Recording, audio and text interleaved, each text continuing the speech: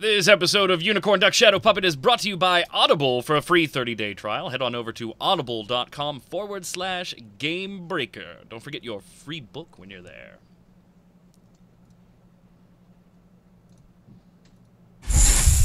Gamebreaker TV.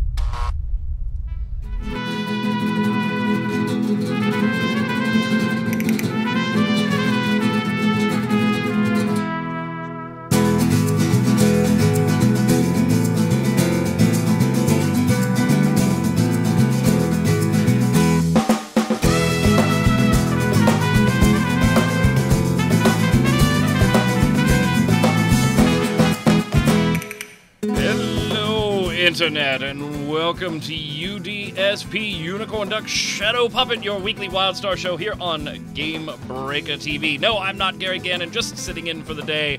I'm Mike Byrne, aka Magic Man, and this is episode 34 for February 5th, 2014. This week, WildStar gives you the ability to customize your customizing. Farhan and Mark are going to school me on a little bit of the art of min-maxing, and get some more teaser posts. But first, you know him, you love him, from Guild Umbra, my man, Mark Taylor. How are you, sir? I'm doing good. It's good to do another show with you, like working with you. Oh, it's always a blast. What is this thing I found here? Let me show the folks at home this. We've got, what is this? Who wrote this? Over on Game Skinny. Who's drinking some beers here? What is this? Got the Beard Diaries. You got the chance to sit with Greg Zeschuk, huh? I did. So people can check this out over on Game Skinny. You totally fanboyed out, but that's all right because you totally admitted it too. So, hey, there's no shame in my game. Nope, definitely fanboyed out. And also, Mr. Farhan Siddiqui, how are you, sir? Good. We got our visual representations of data up in here. Yes, we bar charts. We have charts, and man, is the internet happy about it. Now, what the hell did I do to your solo shot? Oh, I remember. Mark joined a little bit late, so it changed. I'm going to fix your shot in just a second, but let's get started here, gang. We're going to talk first about the latest dev speak. Had some customizing of the customizing, where you could do some more customizing, right? What was up here, Mark? So basically they started talking about all the different things that you can customize, and even still at that, I think they were holding back. So, customizing vehicles, customizing your outfits. They were even showing how you could customize your mount if you wanted, which I think SWG was the last time I saw that. I don't know of any other MMOs that have done that other than Star Wars Galaxies, and even then the only customization that you could do was just a paint color. Is it going to be red or black, or what I mean? Very simplistic. So it almost seemed at the end, it's like, well, what can you not customize on it? So I think a lot of people are going to be happy that they're not going to be stuck looking like everybody else, and I think that especially the RPers are just going to really go nuts. Yeah, you're dead on, man. This was like customized, and chat said it right. We heard you like some customizing, so we customized your customizing. Farhan, are you a big customization with the mounts and the cosmetic stuff? God knows we're gonna show people later some charts and stuff that you do like some customization. But what about the cosmetic stuff, the mounts and things? Usually I haven't really been a big mount collector, but now that I can put hats on my mount, that's got to be a thing, right? I'm glad that a developer actually finally just was like, you know what, we're just gonna do it. People want it. Let's give them the hats on the mount.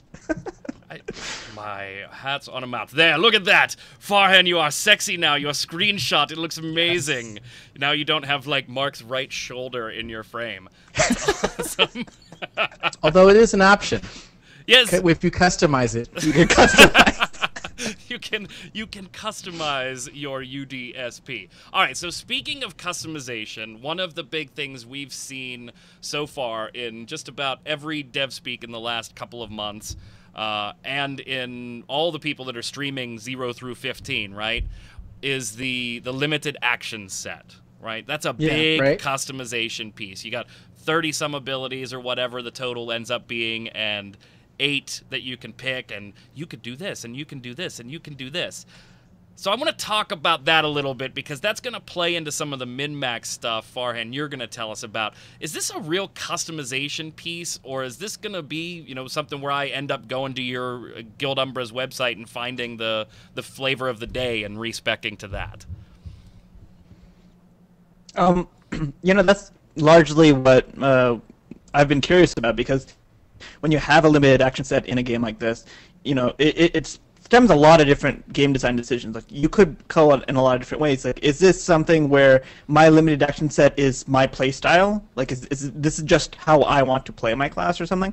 Or is it more of a situational toolbox where, you know, I'm going to actually take this tool, like for this fight I need this tool, so let me just put it on my bar and I've got it set up so that it's more of like, you know, imagine, you know, to go with the toolbox metaphor a little bit further, like, you only have so much room in your bag.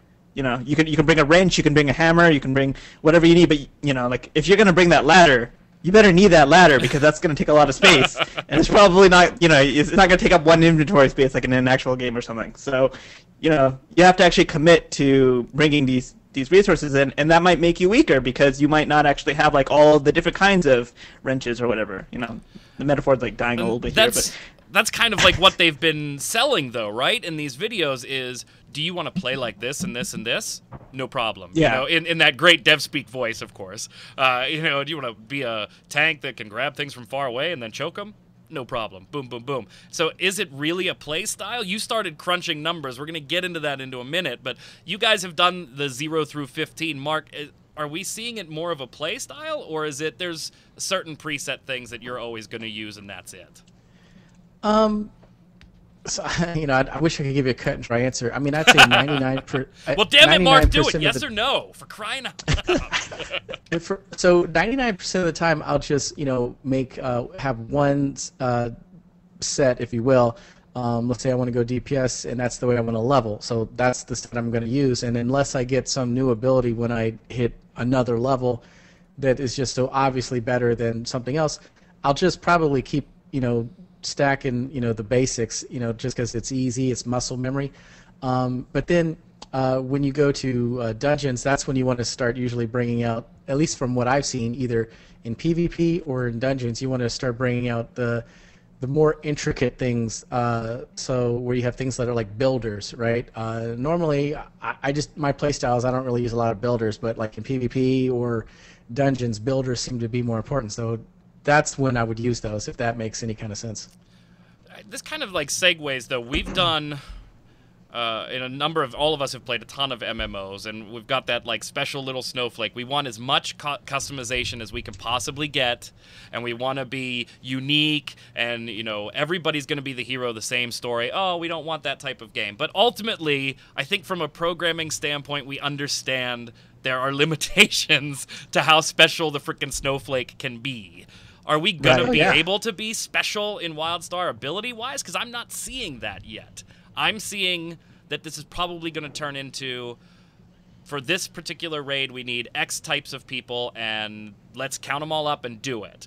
But am I wrong? I mean, obviously, none of us have really gotten into Endgame, but I think it's going to be like that at first, to be quite frank. I think it's going to take a large amount of time for people to really look at the different builds to do that. I think, you know, the elitist jerks, you know, whatever, the elite guilds, they're just going to do that. They're going to find the min-max, the white bread paper cutter, you know, cookie cutter version, and be like, okay, I need a healer that does X, Y, and Z, and then go do it and try to get world first. I think it's going to be over time that people are able to show different, the heck is the word I'm looking for, play styles and rotations that would make different sense, and that's really going to be built by folks who are continuously min-maxing, but also people who just have that desire to play differently. So I know Farhan, you talk about liking to build crazy sets to see if you can make them work, right? Yeah, I usually like being able to come up with what I feel is like an interesting build that's not completely straightforward. Like it has, okay, like this amp or this talent or whatever, depending on what the game is, what they call it, this lets this ability suddenly start shining, and that sort of like building around those abilities. Like I remember that in Guild Wars 2, that was like one of my main interest points for that game, was just being able to come up with innovative, like new builds, and sort of I actually made like a YouTube video that was like how I make a build, and sort of basically what I would do is I would choose an interesting ability or trait or whatever, and I would just work upward or outward or whatever from that one thing. So sometimes I would start with a trait, sometimes I would start with an ability, whatever I wanted to make sort of like the center part of that build, and I would try to do that. In WildStar, I'm not really seeing that as much like being the case. It's more of like a situational thing. I feel like oh, I'm in this instance or whatever. Like I want to be able to pull a bunch of mobs. Like let's say I'm questing and I want to just grab a lot of stuff and then AoE it down. Obviously, I'm going to need certain abilities that would let me do that, like something that can pull from further. If I'm a medic, usually I don't have long-range abilities, but hey, that nullifier ability is something that I can actually use at a slightly longer range. So I'm going to use that even if I don't really like the DPS, just because it's the only thing I can use to pull at a long range or something like that. And so like I'm not really seeing the same kind of flexibility to just like make a build out of nothing, but I think that there is some potential to have some special snowflake kind of moments, at least in PvP there will be, just because I feel like the way that like especially arena PvP works in terms of builds is you have like this meta, like okay, usually when a game first comes out there's like a burst meta where everyone makes burst builds because that's the easiest thing to do. You just want to kill the opponent really quickly before they can react, and that is your team's builds all revolve around doing that. That's so setting up that's the burst. me. Right off the bat. I want to kill it and be done. I don't care about it. Right. And if you got killed first, you know what? Maybe you'll get him next time. Exactly. That's basically how those No. work. Wait a minute. No. That's not it. If they get me first, they're cheating. That's exactly how it works. They're obviously using bots and all kinds of other cheating software. That's how it's done. Speed hacks right, and map hacks and aim bots and all. Inevitably, though, I'm glad you asked the question, because inevitably in every MMO I play, because my mind is usually split across what the guild's kind of normally doing, that I just kind of go and I don't read what everything does. So here's how it normally works for me. I normally get to like, let's say 50's max level. I'll get to like 35. Basically just due to sheer brute force, but I realized that I was probably using white attacks the entire time and took way longer. So my build is always screwed up normally, as I'm leveling, and even if sometimes to max level. So that's the reason why, having folks, in the guild that like to min-max, and definitely folks like Farhan who, will take their time and they might help me figure it out. I'm hoping that this leveling experience will be a lot more friendly, shall we say. So people like Farhan who are willing to make love to Excel sheets for extended periods of time rather than actually play the game. Sometimes Farhan, you said it before the show, sometimes playing the game is just too hard. It's just too hard. It's just like, sit there I don't know. Do I really want to get in and grind out some quests? No, I'll just go to Excel. I love you, Visual Basic. I told you, that's how I romance the missus. I get flowers, I make a dinner, I pull out the laptop with a PowerPoint presentation on it. Man, that's just... Whew. You want to treat a lady right, show her a PowerPoint presentation. It can be on whatever you want. It could be on DPSing. It doesn't matter. The PowerPoint, that's what does it. So I want you guys then, since I'm more of the... I like min-maxing and the idea of let's sit down and go through all of this and really figure out the best way to do it. I have a math background, so that appeals to me. So I'm a dork, basically. But I don't actually want to do it. So I'm the guy that says, let me go to Elitist Jerks, let me hit Farhan up on Skype and say, hey, what build should I be using? This is what I want to do. So I want you to teach me how to min-max, how to actually figure some of this stuff out without boring me to sleep, if we can do that. Before we do that, though, I do want to welcome, I teased it before show, I do want to welcome a brand new sponsor to Gamebreaker who absolutely makes these shows possible for you and for us to do. So we'd like to welcome Warby Parker to supporting the Gamebreaker streams and the Gamebreaker channel here. If you've never heard of this company, that's okay. That's okay. Let me school you a little bit because it's something very near and dear to my heart, as you can see right now on my face. I, like many glasses wearers, many gamers wearing the glasses, Warby Parker is a great site to actually help you get fantastic looking glasses, sunglasses, great frames, great price too. But they do it in a, it's kind of a unique way. So here's what happened. I recently went to the site, signed up, saw that their glasses were anywhere from like $95 up for glasses that I would normally pay a couple $100s for to go to the optometrist and get. But check this out. This is where it gets really cool for gamers. They have an at-home try-on experiment, a little program that they're running. So what you do is you head on over to the site. You can upload a picture of yourself and try on their glasses on a picture of yourself. And there's tons and tons of frames to choose from here. Take a look. So you can run through, pick some frames, change the colors. If you like the frame but don't like the color on the main page, fine, no problem. Swap them around, find 5 pairs that you really like. And for a grand total cost of 0, I think they charged me like 98 cents on my credit card to make sure it was an active card, and they even gave me that 98 cents back. Once you pick 5 frames, they will actually send them to you in a lovely little package here. So you get all 5 frames. Look at that. Now, for those of you that wear glasses, you already know where I'm going with this, especially for gamers. I've got a headset on. When I go to the eye doctor and take the test and then I go and shop for glasses, I can try them on for look, but I don't really get a chance for comfort, right? I don't get an idea of how are the handles going to sit inside a headset. Is this going to work for me while I'm working on the computer for Gamebreaker stuff or for my day job? So what you do is you get your 5 pairs. I picked some really great colors here. I don't even know if these colors are going to look any good, Farhan. You're going to have to let me know. I got a wild green one here. So not prescription, so I can't see, right now how I look on the camera, but I'm sure it's sexy. I'm sure it's right sexy. Try on your frames. Pick one that you like. They even give you a label to send the box back for free. Send them your prescription, and in a few days, you'll be wearing your frames with prescription lenses, all starting at $95. Warby Parker, fantastic little program. I know it's kind of weird to buy glasses online. That's kind of a weird concept when I started messing with the site, but it's just been top-notch all the way. So check it out. My favorite part about the company, if you buy a pair from them, they will give a pair of glasses to somebody unfortunate and less fortunate than you guys and can't afford to buy the glasses themselves.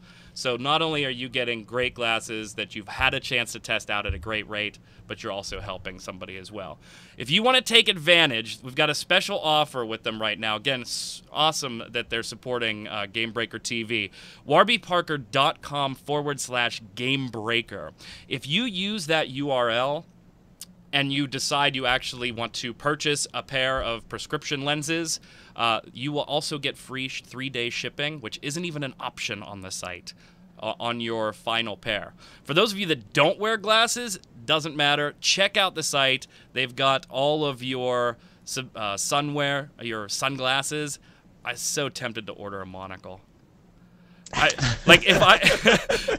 If I only, both of my eyes are bad, but if I only had one bad eye, I so would have ordered the monocle. Check it out, warbyparker.com/Gamebreaker. So happy to have them on as a new sponsor and hope that you guys will check them out for us. Great program. So now it's time for me to get schooled. So, Farhan, I'm going to let you start this. How do I min-max? Because it's kind of daunting, right? You pick a subject you want to talk about, or a game you want to do some min-maxing for. But where the hell do you start? Do you start with gear? Do you start with abilities? Do you start with the tiering of talents? Like, I wouldn't even know where to start to try and figure this stuff out. So kind of give me the 30,000-foot view. Okay, so basically, usually in let's say an MMO that doesn't have a limited action set, I'll just start there. When you have one of those, you basically want to look at which are the main damage rotation abilities that you would be putting into your, that you're going to be mostly using. Even though you don't have a limited action set, you still only some abilities are actually going to be used actively in your damage rotation. Usually, most of the other abilities are just like maybe they're on your keybinds or maybe they're somewhere on your screen or whatever, but you're not really pushing them actively in your rotation. Once you figure that out, you sort of want to figure out what your rotation is, and then after you've sort of done the math and sort of think, okay, first I want to use this, and then maybe that has like a proc or it does some other special effect, and that how those things interact, then you sort of figure out, okay, what makes those abilities work well, right? So what stats do I need on my gear to make those abilities do really well on top of that?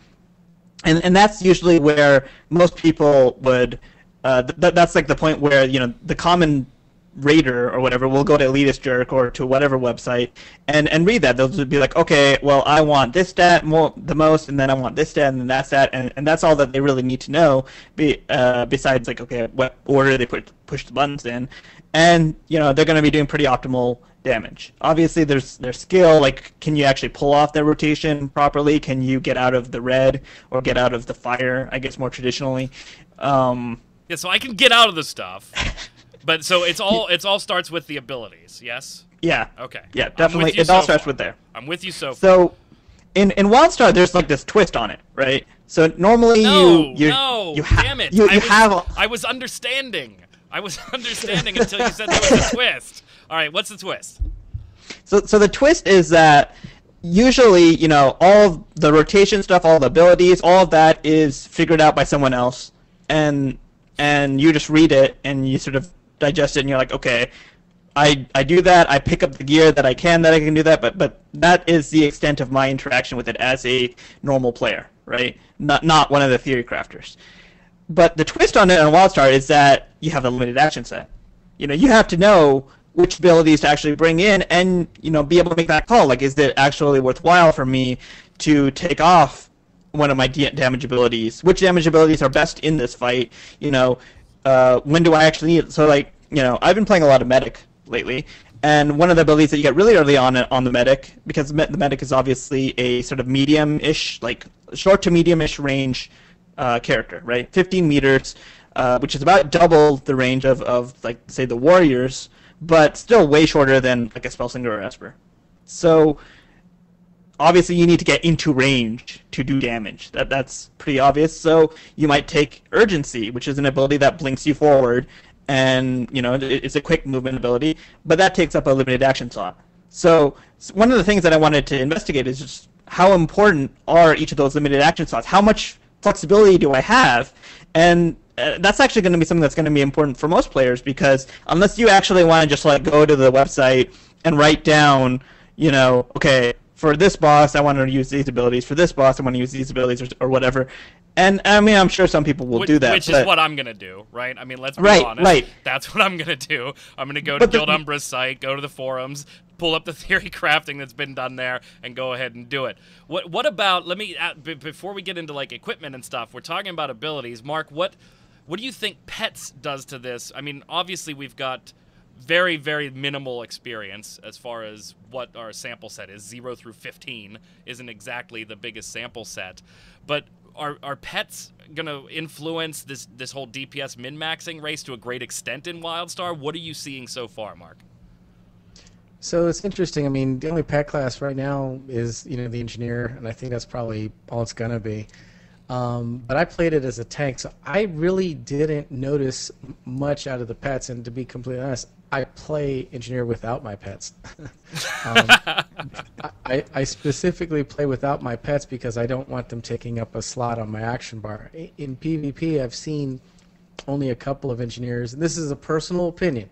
I've only seen a couple of engineers that are able to really use pets effectively in PvP. So long story short, First, if I'm playing tank, I wouldn't use my tank pet. I'd use a DPS pet or maybe the heal bot once you get high enough or whatever.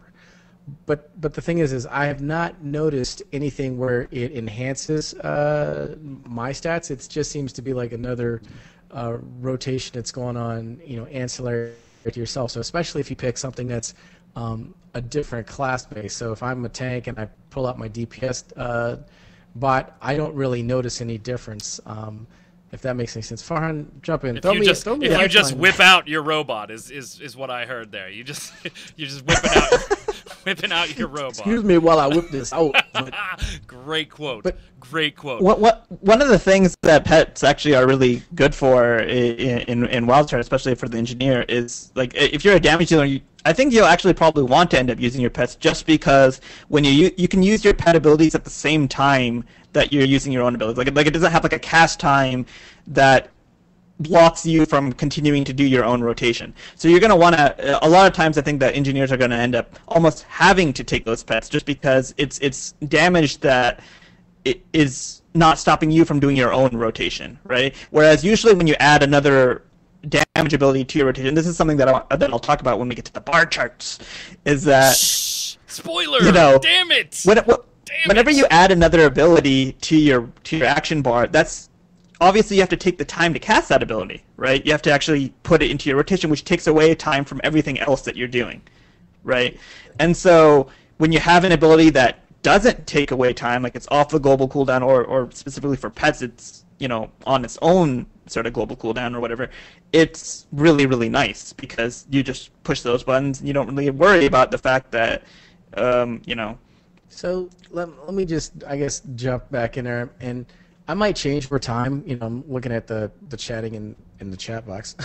I purposely don't play with pets right now because at least from 1 to 15, they kind of have path issues, and they're slow. So like if you're hauling butt trying to get from A to B, in like 30 seconds they'll show up. That, and a lot of times, quite frankly, like if you're fighting a boss, if you're tanking, that's usually where the mob goes. So, like I said, a lot of times, if you have a DPS bot and you're a tank, which is what I play, they get owned and they get destroyed. And so now I end up spending half the time, or it has been my experience spending a large amount of time trying to recast them. So I just stopped, at least from 1 to 15. It might change at later levels. That, but and they still take an ability slot, too.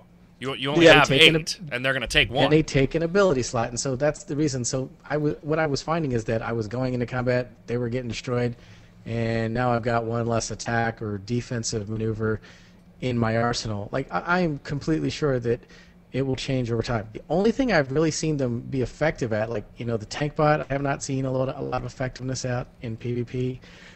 It's okay, leveling. The DPS bot is okay when you level, but I don't find it to be effective in PvP. The only bot that I've found effective in PvP and not leveling is the CC bot, right? Yeah, the diminisher. Yeah, I can't remember what level it is, so I guess I might have to shut up. But I don't remember either. Sorry. I can't remember if that's a level 15 ability. But long story short, that's the only thing I've actually seen successful. Oh, don't kick us out. But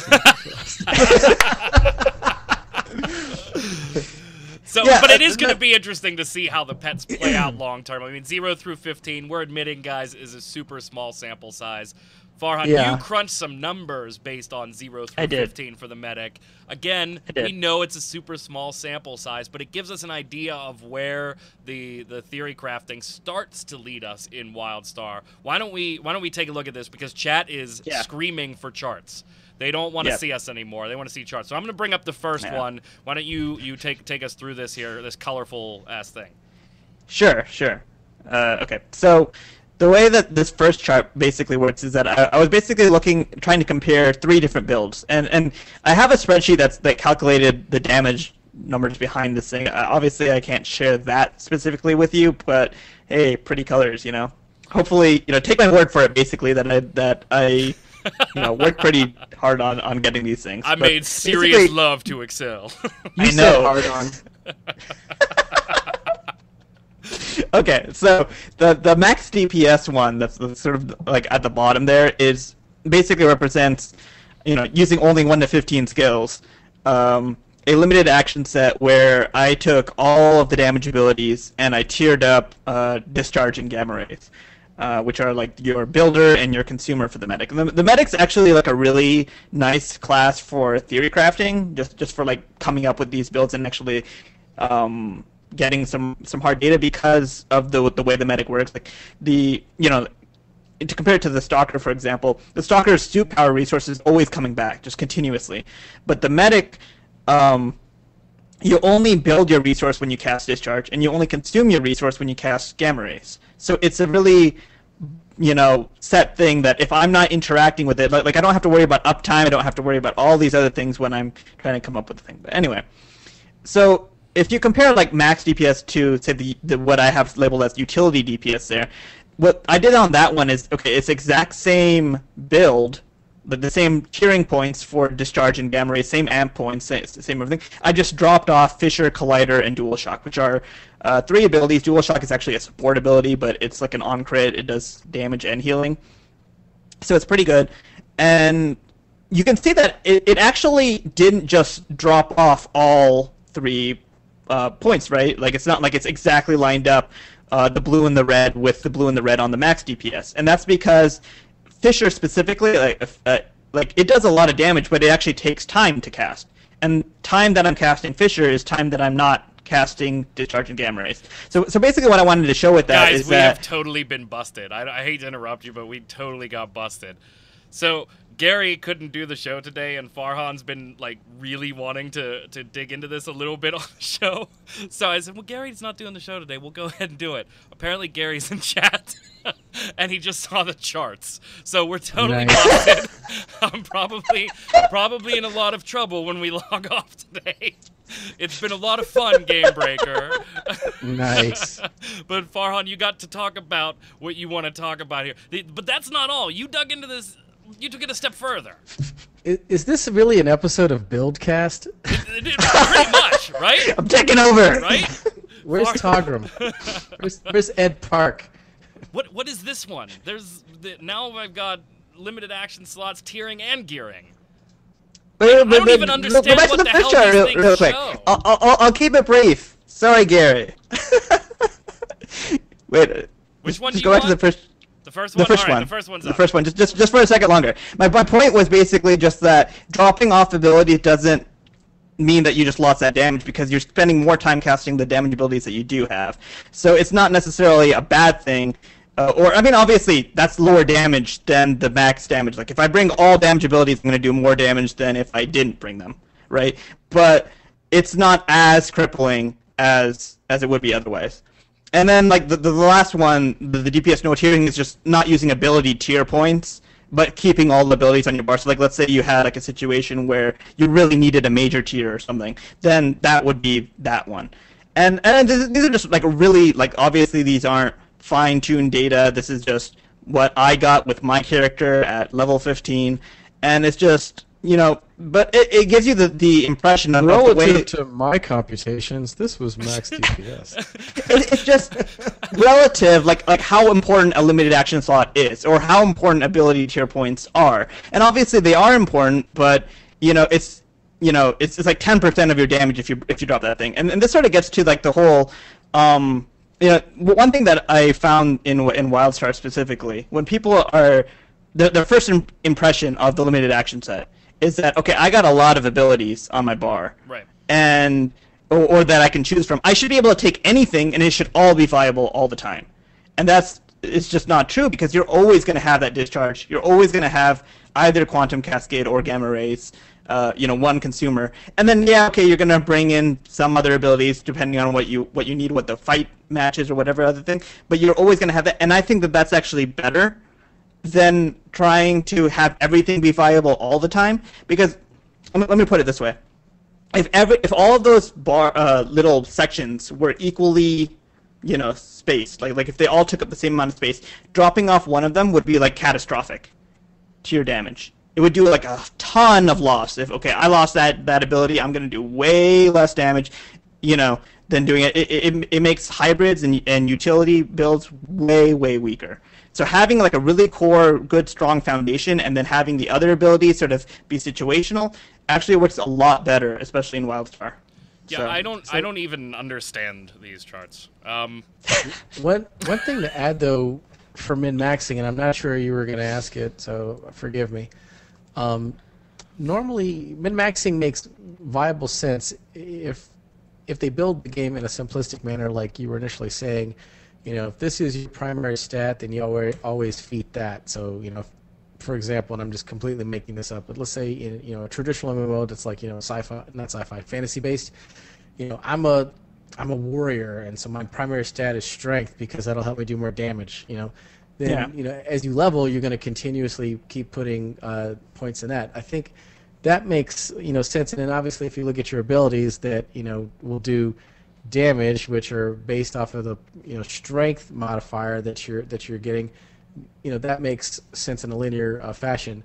The part where it gets cockeyed, and which modern MMOs do, and this is the part I don't know how to do, or I haven't been able to figure out how to do, is you will only be able to feed your primary stat so much for so long up till you get to a point of diminishing returns for strength, at which point in time you might need to start putting, and again I'm making these terms up, points into agility, which will build other parts of your build. And so that's the magic of the min-maxing, and that's the part that I'm never able to ever figure out myself. I always have to, you know, get other people to explain it to me or read. How do you figure that out, Farhan?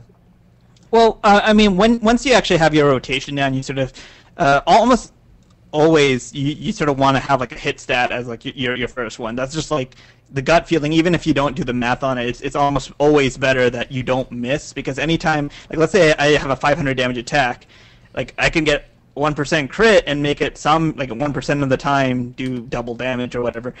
Or I could just have 1% hit and not miss it, because if 0 is a pretty big drop from, you know, whatever the number is. So usually you just want to go with that.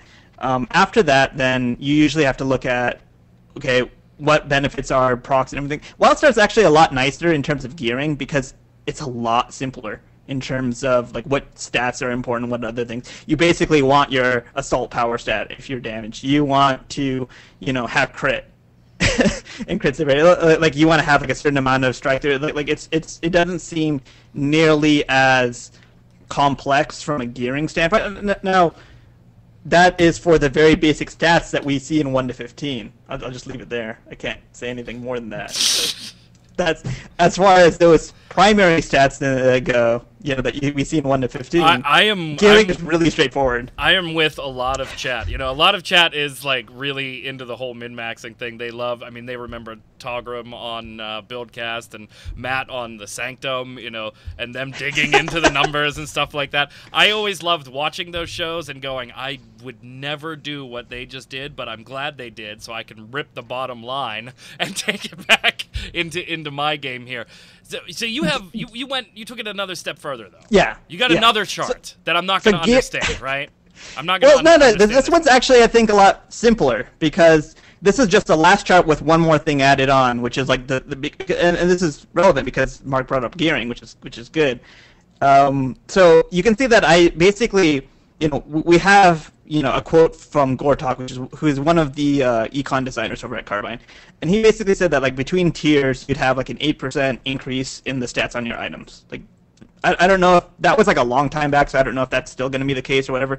But I just like was like, okay, I'm just going to increase my stats by 8%. I don't even know how accurate that is, like if everything would just go up by 8% or whatever. But hey, let's just look at what one more tier of damage would do.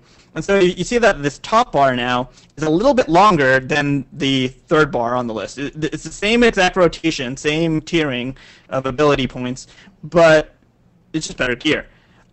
One tier of gear, and I thought I was pretty generous in the amount of like assault power and crit I added on. I actually don't foresee it being as much.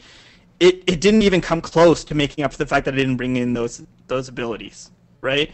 So, you know, I think that's important because, you know, obviously min-maxers are going to min-max. Even if it was only like 1% of an increase, they're going to do it because they want to get the world first. They want to have every advantage that they can possibly do. But I find this really interesting because it actually means that the decision that you make as a gamer, like which abilities you're going to put on your bar in the fight, and that sort of depends on your group composition, right? Like if you need to be able to pull enemies, like to do a pull, and you don't have like somebody else to do it, then you need to put that on your bar. You're going to need to change your rotation to do that. Then that has a way bigger impact than how much gear you have, like how much you improved your gear, and I find that pretty interesting. That isn't that important. I am so lost. We're running short on time. We still got one other thing we want to get to. So let me ask the bottom line question here then. And I think this is kind of the big one with 40-man raiding and all the, the PvE stuff that I'm looking forward to. Not so much the PvP, but, the PvE stuff. Is WildStar going to be a game that has cookie-cutter builds for every class and or combination of abilities rather than the little special snowflakes? Which way are we doing this? I mean, I can't imagine that we're going to be changing the action set on every pool, right? I mean, that would get a little ridiculous. So actually, I mean, I think you're going to find a much more rotation on your sets than you would think. Relative to the type of boss, relative, A, for the type of damage that the bosses are giving. So you're going to probably see the tanks, change out the set relative to the boss you get to, and then you'll probably see a trash pulling build, for the DPS and healers and the like. That's what I foresee. So, for example, you'll see probably like spell slingers and maybe espers or the medics have more kind of like CC builds, or the engineers with like CC builds as you're going through and clearing trash and stuff like that out. So that's what I would. Bottom line, Farhan, is this a gear-based game? Just grab the gear and go? No, obviously it's not. You actually have to figure out your limited action set. You have to, and that sort of is going to involve working with your group. Like how much utility do I actually need to bring? How much add damage abilities can I put on my bar? And then figuring it out and going forward with that. I do want to address one thing that chat room's saying, like 8% isn't enough. It's an 8% like exponential growth. So every tier is 8% more than the last tier. Like it's not just 8% linearly increasing, which is relevant when you look at 3 tiers down the line in the raid. It's actually going to be a significant increase in damage, but it's still like, bringing in an ability is going to be 10%. So it's just relative to the two. Your limited action set is going to be super important. Does this mean that we can expect, though? I mean, the way you're describing this, and again, I don't understand your frickin' charts. I'm going to be honest. I just don't. I have a calculus degree, and I don't get. Just your look at charts. Which bars are bigger. Hey. I'm looking at this one, and you know what? I don't tell me about the size of anyone's bar. I don't want to talk about that. But to me, though, from what I'm getting you saying, I can probably expect boss fights to be a little bit different, right? Like because they're geared for this type of performance. I honestly think that if they have like a 40-man raid and you're you're one cog in the machine or whatever, obviously they're going to expect you to bring in some of those utility abilities. They're not going to just put them on there and then not design rated counters assuming, you got this medic utility ability, you got that Esper one or whatever, and everyone's using all of these different things. So obviously they can't, with one ability being that significant of a drop, like more significant than a single tier of gear, then I feel like they can't tune the fight nearly as tightly around DPS races. Like they can't like just say, okay, this is our berserk timer and we're gonna go with it without unless they like go down to like the damn nitty gritty detail of like you have to have exactly this many medics, you have to have exactly this many espers, and they tune it that tightly so that they know which limited action set they're going to go with. I'm going to tell you this right now. That isn't viable as a game designer. Like you're not going to put that many restrictions. That makes Mark happy. On. One thing that let me jump in real quick. One thing though, and I want to make sure that it's clear. When I say you have different sets, I'm talking about different abilities that you're going to put in your bar relative to what you're fighting, not different gear sets. I remember playing Age of Conan, in which case tanks had to bring in 3 full sets of gear for crushing damage and piercing damage and different types of damage to mitigate against the boss. I hope not. I don't see that right now, that's going to be something you're just going to have to do. It just might be, for certain bosses, you might want to be more mitigation tanky or more, dodge ability, or you might want to just have more DPS if you're doing off tank versus, more CC. That's all I'm trying to say. But the cool thing is about it is it will keep good raid teams thinking so that you can optimize and maximize your abilities for a fight. But if you get caught slipping and you don't switch your sets back, when you get to that next phase, you might wipe your raid. I'm not putting that in stone, but I'm just trying to say that's kind of where I foresee it going. And stuff like that is just an interesting dynamic to add to it, so that you don't feel like I got to get 15 suits of armor to fight different things. It's just I can just change what my role is for this boss fight, and that makes it more interesting, because I can tell you from being a tank, looking at the jockstrap of the boss or fighting his kneecap the whole time while everyone else is stand out and they can see. You can look up and see that he's got a bigger bar, I think is what Farhan was trying to teach us. So this will that allow was where we were going, right? Exactly. So, in this fight I'm like, ooh, I can do some more CC. And it just gives you the ability, hopefully, to do more different things, vice get pigeonholed in a raid. Awesome. Well, we got one more little sneak trailer, sneak peek poster that we're going to talk about. But before we do, want to tell you about it. You already know about it, chat. You've been here before. Audible, glad to have them on as a sponsor, too.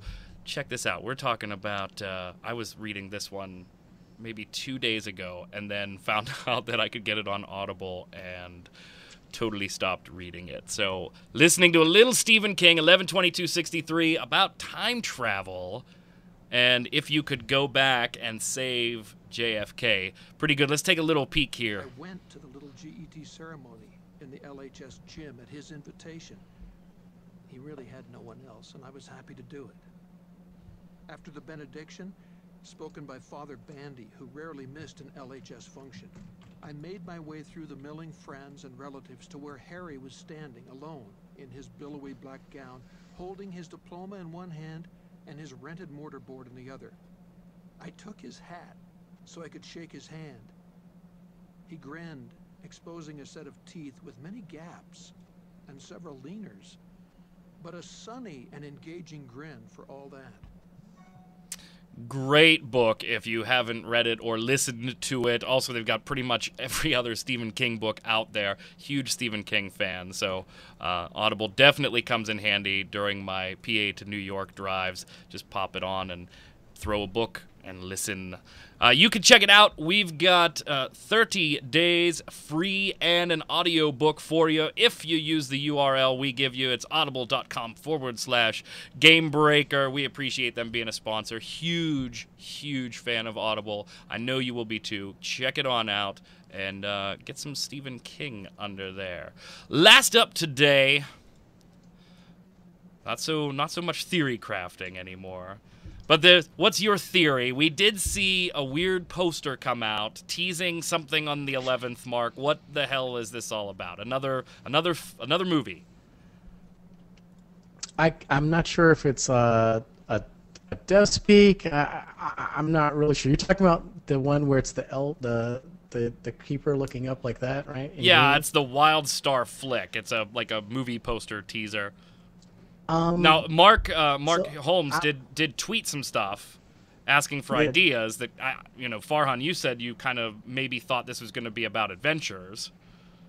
I can't take all of the credit for that. Mike Joseph over at WildStar Fans, he was like all over that instantly. He was like, "Yep, we know what it is. It's adventure." Da, da, da. I was like, "Oh, yeah, that makes a lot of sense." Considering he just tweeted like Mark Holmes, Anlath from the UK community team.